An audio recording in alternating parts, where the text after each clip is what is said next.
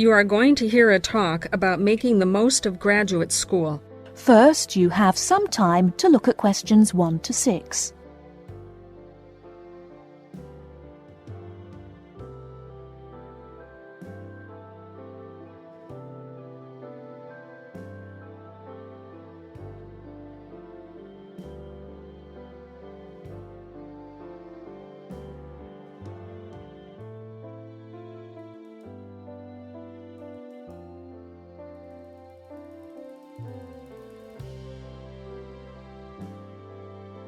Good afternoon. Welcome to you, new entrants to the graduate school. My job now is to give you the graduate school survival guide and make some concise suggestions for getting the most out of your relationship with our research supervisor, getting the most out of what you read, and making continual progress with your research. First, your relationship with your supervisor. This is fundamental. Meet regularly. You should expect to meet once a week or at least every other week because this will give you the motivation to make progress and also keeps your advisor aware of your work. Prepare for your meetings. Come to each meeting. Also, bring the notes from your previous meeting together with a list of any upcoming deadlines. Make a plan for what you hope to get out of each meeting. After the meeting, email your supervisor a brief summary. Include a list of major topics discussed, a list of what you agreed on, a note of any advice you may not want to follow, and a new summary of what you are planning to do. This helps avoid misunderstandings and provides a handy record of the progress of your research. Add a to-do list for yourself and your supervisor, including a reading list. Finally, add the time and date for the next meeting. My second main piece of advice is to keep your supervisor informed. Show him or her the results of your work as soon as possible. This helps your supervisor understand your research and identify any potential points of conflict early in the process.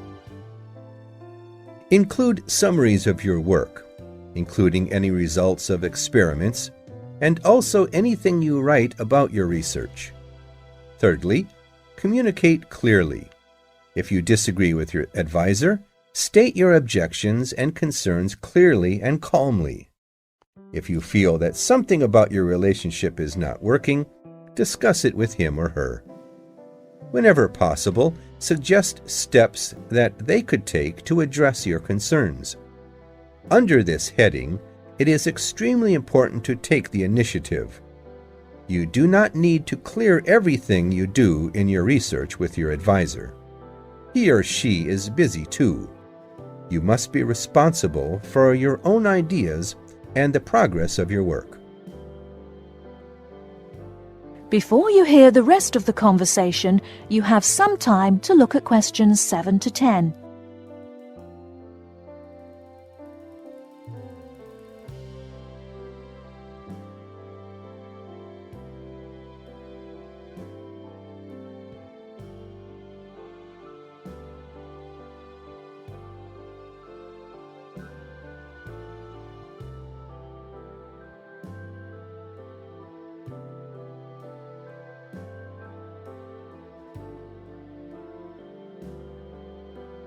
Now listen and answer questions 7 to 10. The second section of my talk is about getting the most out of what you read. The first principle here is to be organized. Keep an electronic bibliography with notes and pointers to the paper files. Keep and file all the papers you have read. Point 2, be efficient. Only read what you need to. Start by reading only the conclusion, scanning figures and tables, and looking at their references. Read the other sections only if the paper seems relevant or you think it might help you get a different perspective. Skip the sections you think you already understand. These are often the background and motivation sections. It's of critical importance to take good notes on every paper you find worth reading. Note especially what problem the author is trying to solve, what approach they take to the problem, and how their approach differs from other approaches. Next, summarize what you have read on each topic. After you have read several papers on the same topic, note the key problems, the various formulations of the problem under consideration, the relationship between the various approaches and the alternative approaches you come across. Let me add one point you might not have already thought of. Read PhD theses. Even though they are long, they can be very helpful for quickly learning about what has been done in your field of interest. Focus particularly on the background sections and method sections. Don't forget to read your advisor's thesis. This will give you an idea of what he or she expects from you. The third section of my talk is about making continual progress with your research. Keep a journal of your ideas. Write down every issue you are thinking about, even if you think it is stupid. This will help you keep track of your progress and keep you from going round in circles. That is the end of part 1. You now have half a minute to check your answers.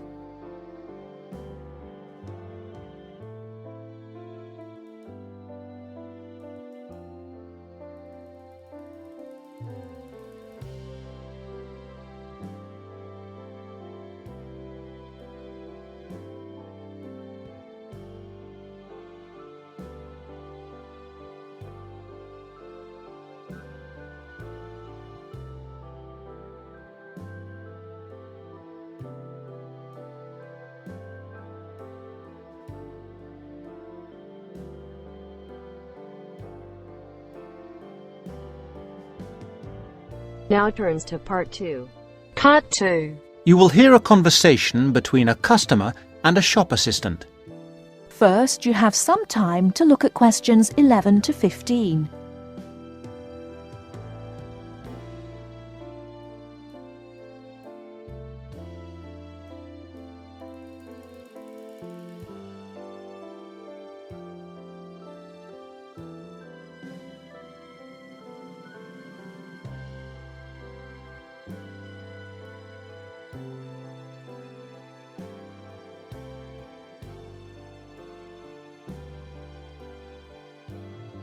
Now, listen carefully and answer questions 11 to 15.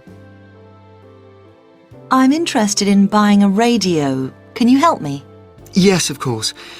As you can see, we have this analogue radio on special offer today for £29.99.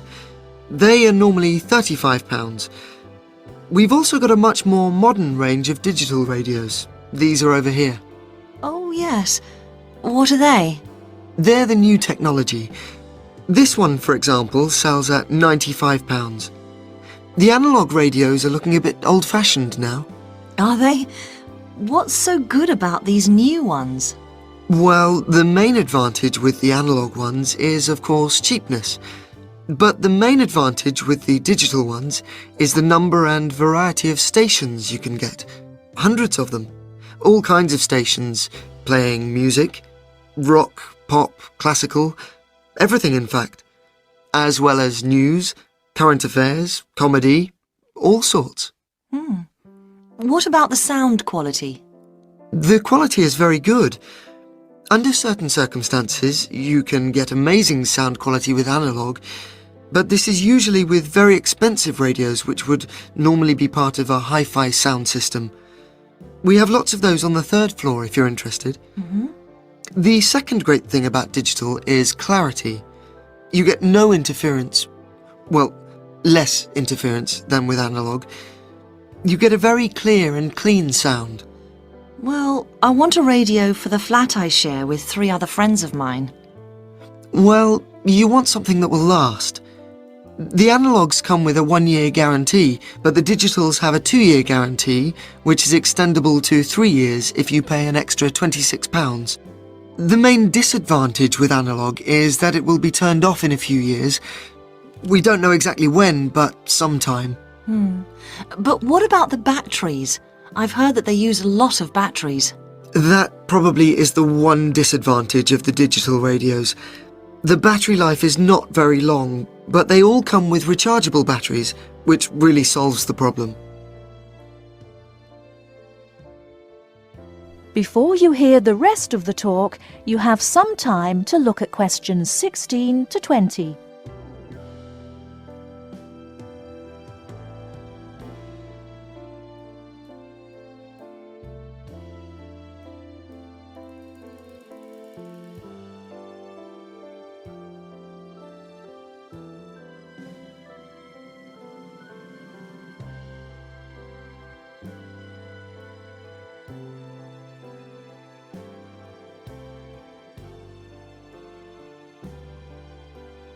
Now listen and answer questions 16 to 20.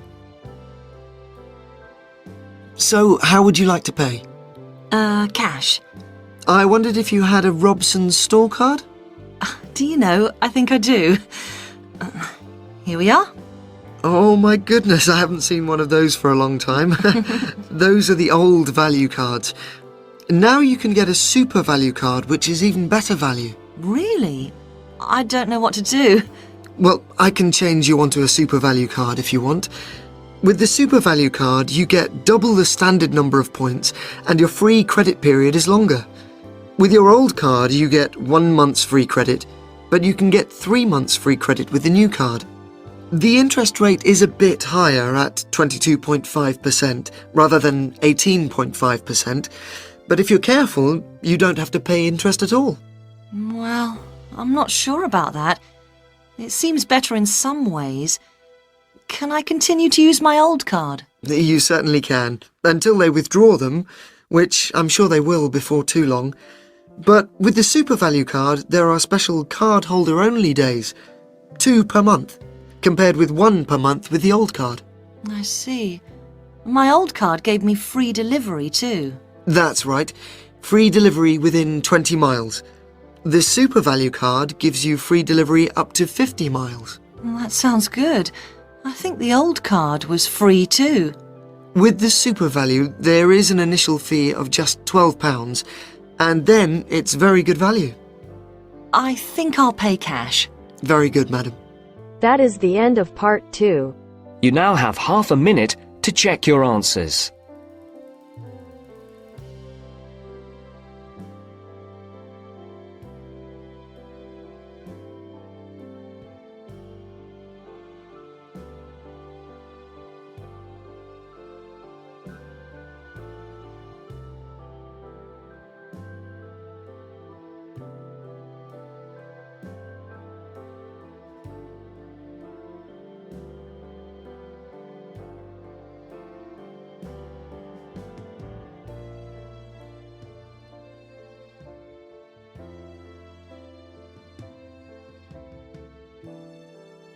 Now turns to part 3. Part 3. A student wants to register for a conference. Listen to the conversation between the student and the woman and answer the questions. First, you have some time to look at questions 21 to 24.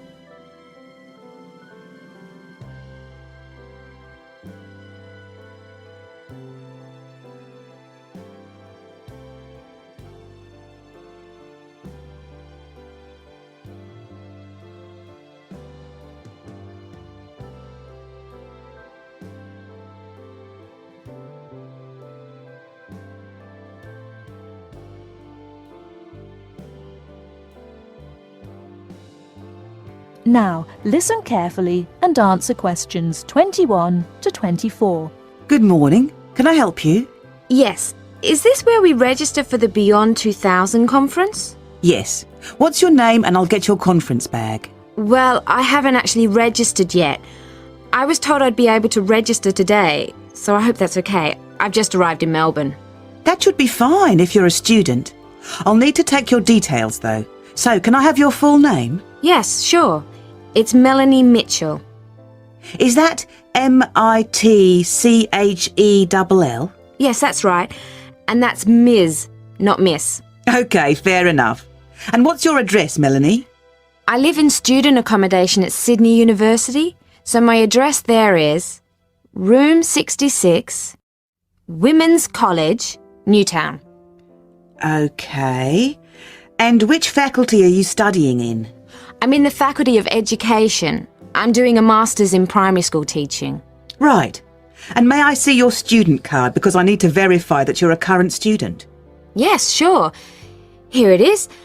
My number is 994578ED. The woman asks the student some more questions about the conference. Before you hear the rest of the talk, you have some time to look at questions 25 to 30.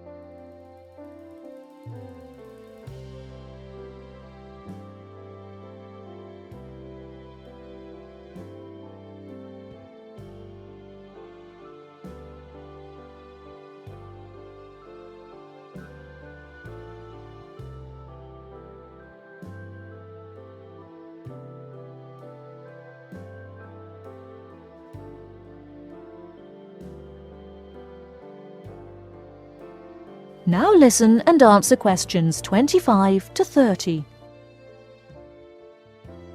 OK. Now, do you want to attend all 3 days? The conference runs from Thursday to Saturday. Yes, I think so, if I can afford it. What does it cost? Well, you're eligible for a student discount, which makes it $15 for a day registration or $40 for the 3 days, though it is possible to register for half a day only. I'll register for all 3 days, please. Good. Now, will you be requiring accommodation while you're here in Melbourne? Yes, I suppose I will. What's available? Well, we have several levels of accommodation. You can share a room with another student for $25 a night. Or you can have your own room but share the bathroom. I believe it's just down the corridor. That's $45. Right. Or you can have a single room with your own bathroom. I don't mind sharing a room. On second thoughts, yes, I do. I'll have my own room, but I'll share the bathroom. Right. Now, the conference fee does not include meals, though you do get tea and coffee in the breaks. Shall I put you down for lunch? That's an extra $10 a day. And there's the conference dinner on Friday night, which is $25. Oh, and what about breakfast? Hang on a minute. It's all starting to sound rather expensive. I'll have the lunch, but not the dinner or breakfast, if that's okay. Perfectly okay. Now, a couple of other things. There are a number of special interest groups organised. They're known as SIGs, and you're asked to nominate your preference. They'll take place on the Friday afternoon and Saturday morning, but they're filling up quickly, which is why you need to nominate now. Right. What are the SIGs? Well, there are 6 altogether. Let's see. On Friday, you have a choice between computers in education or teaching reading skills. Or a session on catering for the gifted child. Oh, they all sound interesting. But technology in the classroom is really my area of interest, rather than reading. So I'll go for that. I can probably read up on the gifted child topic myself. Right. And then the Saturday options are a session on cultural differences, or there's music in the primary curriculum, or you could go to the one on gender issues in the classroom. Wow! Can I go to them all? They all sound fascinating. Afraid not. Well, I'm really interested in how boys and girls behave differently, even when they are very young, so I'd better opt for the 3rd session, even though the cultural differences SIG is probably really interesting too. Right. And the music option would be interesting. And how would you like to pay? We accept most credit cards or bank cheques, but not personal cheques, I'm afraid. Been caught out too often before. And cash, of course. We never say no to cash. I'll have to put it on my card because I don't have enough cash on me right now. That's fine. Enjoy your time here with us in Melbourne. That is the end of part 3. You now have half a minute to check your answers.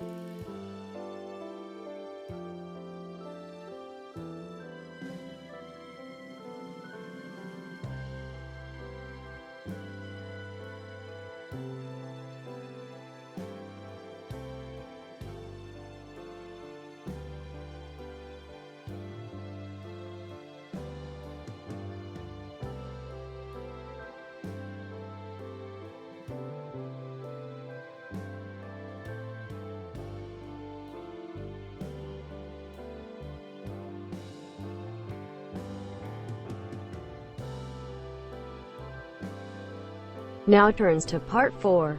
Part 4. You'll hear a discussion about how to manage time. First, you have some time to look at questions 31 to 40.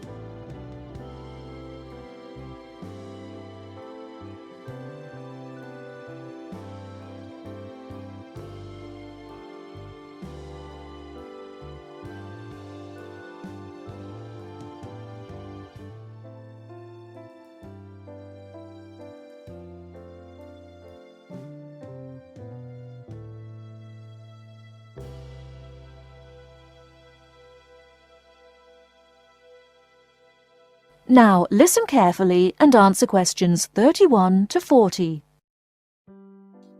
Good afternoon, ladies and gentlemen. The topic for today's discussion is time management.